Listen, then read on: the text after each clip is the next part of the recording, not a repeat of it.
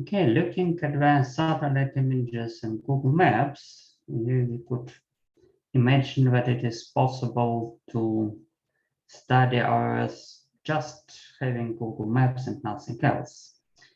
But that's not really true. So I would briefly tell you why the satellite images available in Google Maps are not sufficient for the detailed study of Earth. So there are many limitations actually for the satellite images which could be found in Google Maps. And let us briefly go through that limitations. First of all, this is extreme example found in some time ago in Twin City, Minneapolis, St. Paul, and Minnesota in the northern United States. If you study the area carefully, you will see that Google somehow pretends to show us just like a single satellite image for the whole Earth. But that's not really true. If you will study a particular areas, you will see some lines, actually boundaries between different images. If you will zoom in, you could, on the very local level, you will not see any boundaries, any clear boundaries, because Google hides, tries to hide the boundaries. But in this particular case, you could, for example, look at the shadows. You will see the two neighboring buildings have the shadows in different directions, and also between them, you could see some little bit vague image. So clearly used to be some boundary between two satellite images done different days and different times with the different sun locations. But Google was somehow trying to hide it. By the way, now this area, these images for that area were replaced, and you will not see that particular picture I'm showing you. But where in the same area you could find many other locations like that, where the boundaries between different images are visible. You could find them. For example, like here you could see some with different colors, you could identify them. Or if you will zoom in, you will see the different shadows or some other differences in colors. This is an example from another part of the world, the same. This is in New Delta, the capital of India. And here, in these yellow lines, you got, so actually two different images on both sides. Here, the boundary is pretty visible. Sometimes Google is more sophisticated in hiding the boundaries, sometimes less. So it seems like for this area, they put not enough efforts for hiding the area. And also that's another very bright example. This is a Samhar salt lake in central India also. And here with that line, you could definitely see the image of two different times. Definitely, because this salt lake, this is also regulated.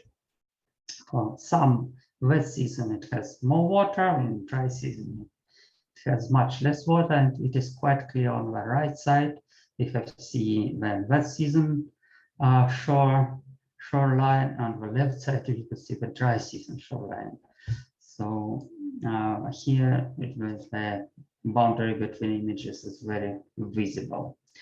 Also, if you go somewhere north, for example, to these Northwestern Territories, to Canada, you will also see that only part of this area has a summertime imagery, and all the rest was shot in the winter. You could see the ice on the big lake. It's a prosperous lake, close to the city of Yellowknife in Canada. And you could see even the tracks of snowmobiles on the ice. traveling otherwise in our winter time, but in the left lower corner, you could see the summertime imagery. Again, this is another example from Alaska, where you also could see that images are taken at different times. So in the left side in the summer season, and in the right side in the winter season. And also the quality of accuracy is not very high. You could see when one rod is somehow a little bit split, it's not exactly connected as it should be. So in some cases, the boundaries are very clear, and these images are made at different times. And also images especially for remote areas, not all images are as detailed as we could see in the big cities, where you could identify every particular car and sometimes every particular person in the street and every tree. Here, if you are not likely to live next to a big city, in the densely populated area, sometimes in Google Maps, you could find for your location only these very, I would say, very coarse, low resolution satellite images, like in the lower part of that image. It is quite clear that in the upper part image, you could see maybe not so many details, but you could see single trees at least. And in the southern part, it is quite clear that it is much less details you could learn. It is just another imagery done at another time with another satellites, with another equipment, and combined together. And just another examples from Northern Eurasia with Western Siberia, where you also could see the more detailed image on the right side and less detailed image on the left side.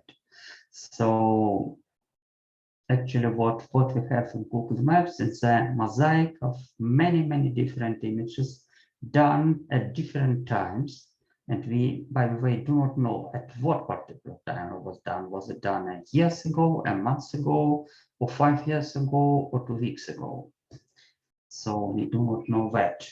Because Google Maps. And also it could be images done with in winter season and summer season, could be done with different equipment from different satellites of different quality. So you could see all of these that we will study Google Maps carefully enough. Also, if you will zoom in and out certain area, so you, at some zoom level, you will see the complete replacement of the entire map. So it just because that for different scales, zoom employs imagery from different satellites. For that closer zoom, you will see the images done from this one satellite, one satellite, and with just you zoomed a little bit, but the whole picture is replaced because this image was done with another satellite, probably at a very different moment in time. It may be like 10 years old. So you also see, if you look at the right lower corner, like here, you will see also some changes in the croplands. Some croplands are somehow harvested here or prepared for seedling or something for crops, for growing crops, and you could see also some changes over time. Also, some lakes are not really visible in that old map. I believe this low resolution map is just not has lower quality, but also was done many years ago. This is quite common. And also, the last but not the least, actually all images in Google Maps are presented somehow in natural color. That means that somehow we're trying to show us the Earth as we would see it from the plane or from the spaceship if we would fly in space by ourselves. This is very nice, but sometimes it means that part of a very valuable information collected by modern satellites is lost, because modern satellites could see our Earth not only as our own eyes in natural colors, so-called, but also could detect the infrared, for example, colors, which are not visible by human eyes, but still could be detected with the satellite's equipment. So this is just an example. This is the same area in Adirondack Mountains in the northern United States. So this is the area in natural colors. And here, the same area in so-called false colors. So you could see Altus has not so high level of details. Because of these false colors, you could learn much more about the vegetation in the area to separate, for example, coniferous and deciduous forest. I will tell later about that. So if you would like to know exactly when an image of your area of interest was shot from space, to find the most recent satellite images for your area, or track changes for a specific area over time, and to learn more from the images you have, you should use some more sophisticated tools rather than Google Maps. And we will learn about that. So thank you.